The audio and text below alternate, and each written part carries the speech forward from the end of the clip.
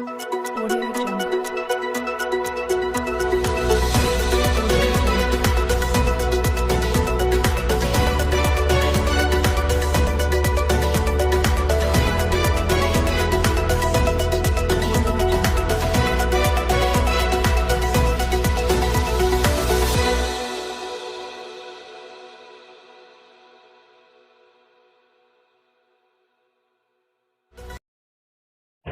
इस्लाम में जुमे का ख़ास महत्व है। रमज़ान के पाक महीने में इसकी अहमियत और बढ़ जाती है।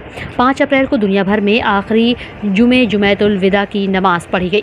हज़ारों की संख्या में लोगों ने अलविदा नमाज अदा की। अलविदा की नमाज के 5वें दिन ईद की नमाज पढ़ी जा सकती है। इसके चलते रोज़ेदार और मुस्लिम समाज के लोग ईद की तैयारियों में भी जुटे हैं। इस्लाम में जुमेतुल अलविदा को छोटी ईद भी कहा जाता है। ईद की सही तारीख अरब में चांद निकलने पर निर्भर करती है। रमज़ान माह के आखिरी जुमे को शहर के कई इलाके में कड़ी सुरक्षा व्यवस्था के बीच अलविदा जुमे की नमाज अदा की गई, जहां मुस्लिम समुदाय के लोगों ने अमन चैन और आपसी भाईचारे की दुआ मांगी। इस मौके पर एक दूसरे की अलविदा जुमा की बधाई दी गई। वहीं बाजार के दुकानदारों ने अपनी अपनी दुकानों के सामने अलविदा की नमाज अदा की। इस दिन सभी मस्जिद में काफ़ी भीड़ होती है। इसे देखते हुए कई दुकानदार बाजार की सड़कों पर ही अलविदा की नमाज अदा करते हुए देखे गए।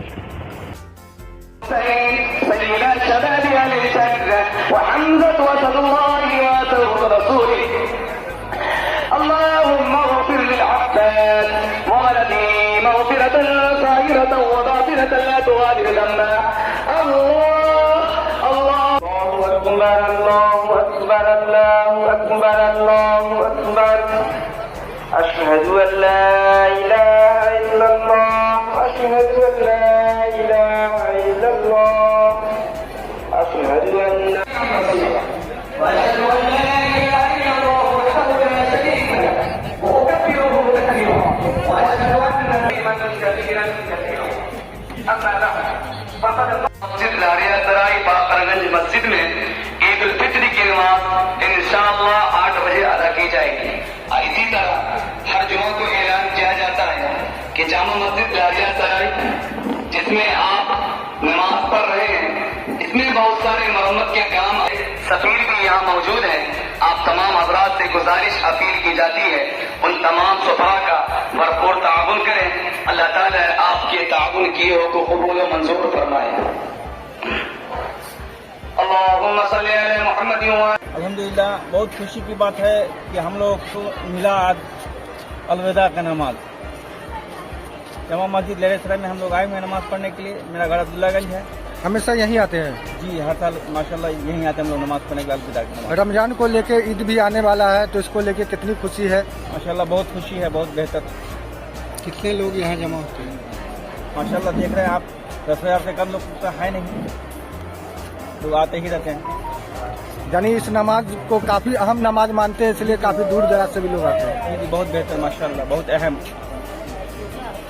तरावी को, जिक्र अस्कार को, तिलावत कुरान को, नवाफिल की पाबंदी को अल्लाह तो कबूल मंजूर फरमा। ए अल्लाह, या अल्लाह हमारी माँ बहनें भी खूब से खूब इबादतें की है, अल्लाह उनकी इबादतों को तो कबूल फरमा। या अल्लाह हम तमाम हाजिरीन की इबादतों को तो कबूल फरमा। या अल्लाह इसी तरह नमाज पंजगाना में हम तमाम को पाबंदी के साथ जमात के साथ नमाज पढ़ने की तौफीक नसीब फरमा। कदम कदम पर गुनाह किया है रब्बे करीम तू माफ करता रहता है। ये अल्लाह सत्तारी का पर्दा हाइल रहता है, अल्लाह तू माफ करता है। ये अल्लाह ये आखिरी जुमा है, अब आने वाला साल हमें मिले ना मिले, ये अल्लाह रमजान मुबारक के चंद दिन अभी बाकी है। ये अल्लाह तू मुझसे राजी नहीं है, इन चंद दिन में तू मुझसे राजी हो जा। या अल्लाह हम तमाम के गुनाहों की तू मग़फ़िरत फरमा। या अल्लाह हम तमाम को जहन्नम के आग से तू बचा ले।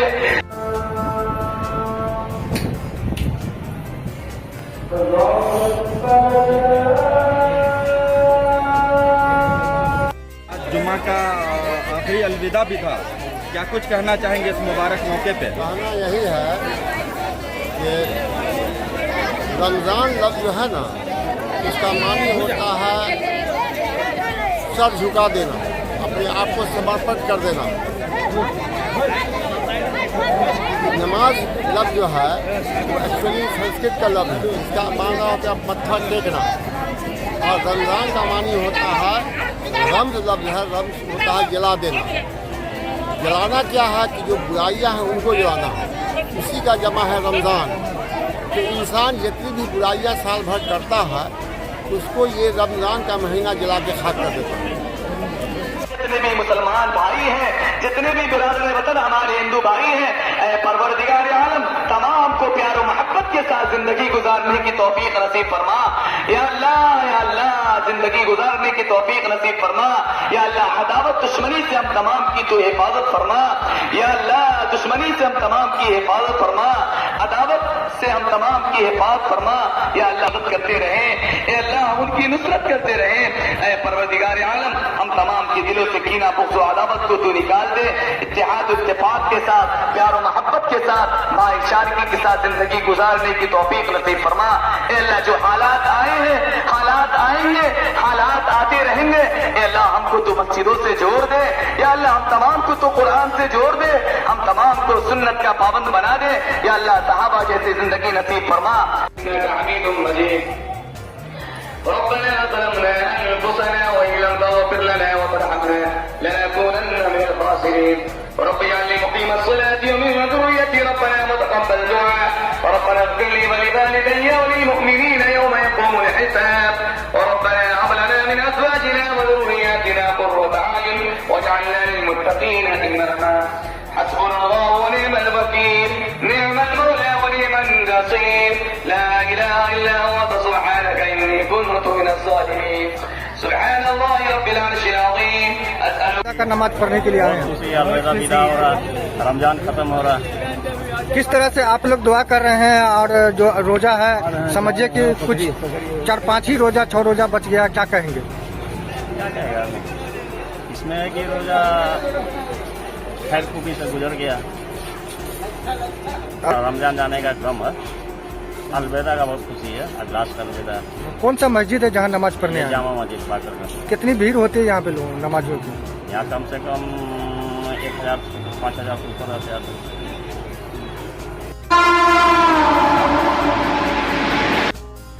लोकसभा चुनाव 2024 की सरगर्मी के बीच बिहार में महागठबंधन की सीट शेयरिंग का फार्मूला बदल गया है। सन ऑफ मल्ला के नाम से चर्चित मुकेश सहनी की पार्टी वीआईपी महागठबंधन का हिस्सा बन गई है। लालू तेजस्वी की पार्टी राजद ने विकासशील इंसान पार्टी को अपने कोटे की 3 लोकसभा सीटें दे दी है। राजद अब 26 के बदले 23 सीटों पर चुनाव लड़ेगी। वीआईपी को गोपालगंज, मोतिहारी और झंझारपुर सीट राजद कोटे से दी गई है। शुक्रवार को प्रदेश राजद कार्यालय में आयोजित प्रेस कॉन्फ्रेंस में तेजस्वी यादव ने इसकी घोषणा की। साथ ही आगे विधानसभा चुनाव में भी सहयोग करने का भरोसा दिलाया। वहीं प्रेस कॉन्फ्रेंस में तेजस्वी के साथ मौजूद मुकेश सहनी ने कहा कि वे हमेशा से लालू प्रसाद यादव की विचारधारा को मानते रहे। गरीब और पिछड़े समाज में उनका जन्म हुआ है और संघर्ष के बदौलत वे यहाँ तक पहुँचे हैं। वहीं उन्होंने कहा कि उनके समाज में आज भी हज़ारों समस्याएं हैं, जिनके समाधान के लिए वे हमेशा लड़ाई लड़ते रहे। आज महागठबंधन के साथ मिला है उन्हें, इससे वे नई ताकत मिलेगी। सियासी गलियारों में चर्चा है कि आरजेडी ने मुकेश सहनी को एडजस्ट किया है। पिछले दिनों मुजफ्फरपुर आए मुकेश सहनी ने दावा किया था कि हर हाल में मुजफ्फरपुर लोकसभा सीट से वे चुनाव लड़ेंगे। मुजफ्फरपुर और खगड़िया में निषाद समाज के मतदाताओं की प्रभावी संख्या है, इसलिए मुकेश सहनी इन दिनों लोकसभा सीट की मांग कर रहे थे। 2019 में मुकेश सहनी खगड़िया से चुनाव लड़ थे, लेकिन उनकी हार हो गई थी। निषाद बहुल मुजफ्फरपुर से अजय निषाद 2 बार और उनके पिता कैप्टन जय नारायण निषाद कई बार सांसद रहे हैं।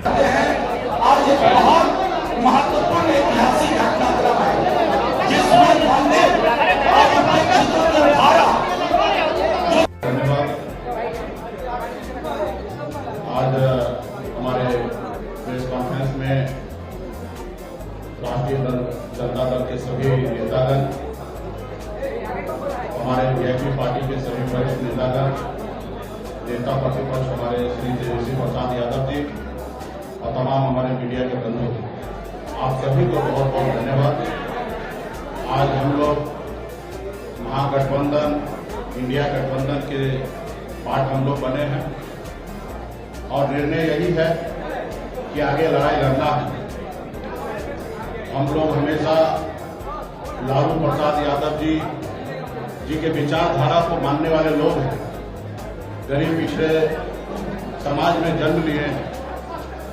संघर्ष के बदौलत आज हम लोगों ने अपने मुकाम को हासिल किया है और जब मैं मुड़ के देखता हूं तो हजारों समस्या हमारे परिवार में, हमारे लोगों के बीच में है।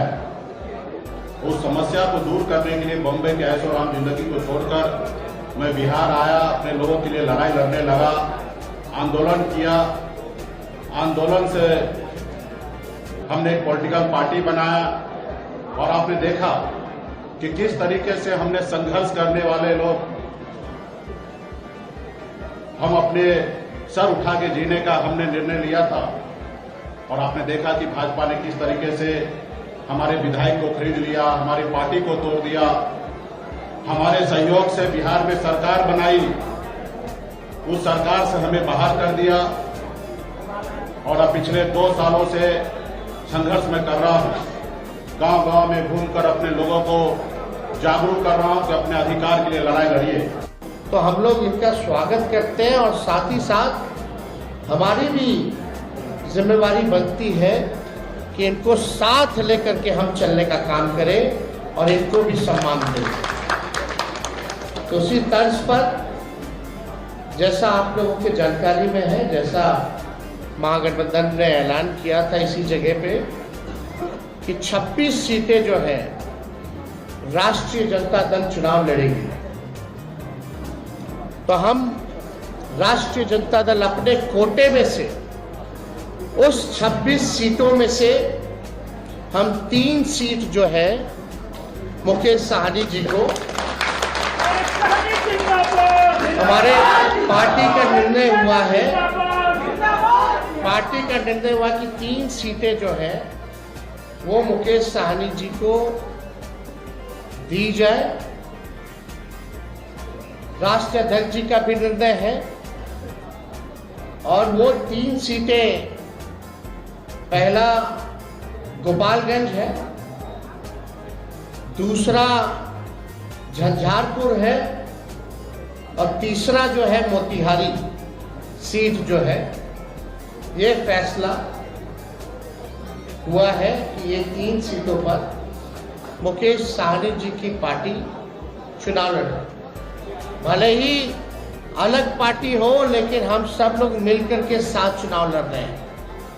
यानी चाहे इनके सिंबल पे जो कैंडिडेट हो हमारी वो लड़ाई है, चाहे लालटेन पे कोई लड़ रहा हो ये इनकी लड़ाई है। और ये एक मजबूत गठबंधन आगे बिहार के भविष्य को देखते हुए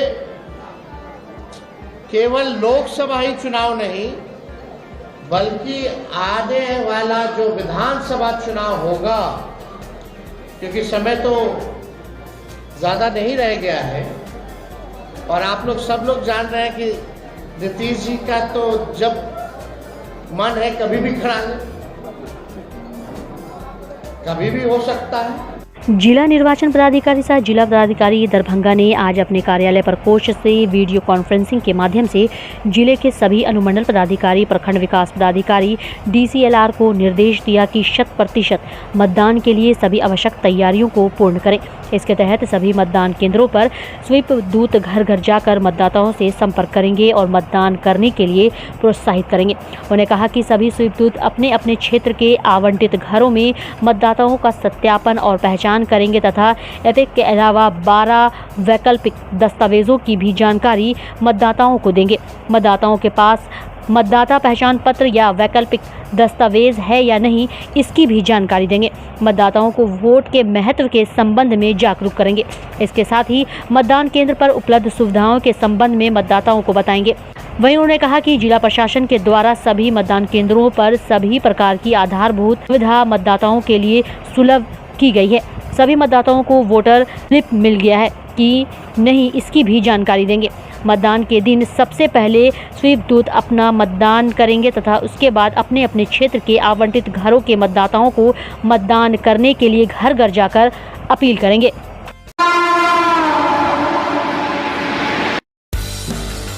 डॉन बॉस्को स्कूल बीबी पाकड़ दरभंगा 5 जनवरी 1985 को स्थापित 37 सालों से शिक्षा के क्षेत्र में शानदार सफलता देने वाला दरभंगा का एकमात्र विश्वसनीय स्कूल। सीबीएसई द्वारा आयोजित 2015 में 10th बोर्ड की परीक्षा में भारत में दूसरा स्थान प्राप्त करने वाला दरभंगा का एकमात्र स्कूल। बच्चों में पूर्ण विकास हेतु समर्पित एवं अनुभवी शिक्षकों का समूह, सभी विषयों की कॉन्सेप्ट आधारित कक्षाएं, सुरक्षित एवं पूर्ण अनुशासित वातावरण, बाहरी बच्चों के लिए आवासीय व्यवस्था उपलब्ध, यातायात की सुविधा, बच्चों के पूर्ण विकास के लिए निश्चित एवं नियमित समय पर खेलकूद की व्यवस्था, विज्ञान प्रयोगशाला, कंप्यूटर लैब एवं स्मार्ट क्लासेस की व्यवस्था, सीसीटीवी की निगरानी एवं डिजिटल बायोमेट्रिक उपस्थिति की व्यवस्था, दिव्यांग बच्चों के लिए छात्रवृत्ति की व्यवस्था। तो जल्द संपर्क करें डॉन बॉस्को स्कूल बीबी पाकड़ दरभंगा। हमारा फोन नंबर है 9334933095। दूसरा नंबर 7547877802।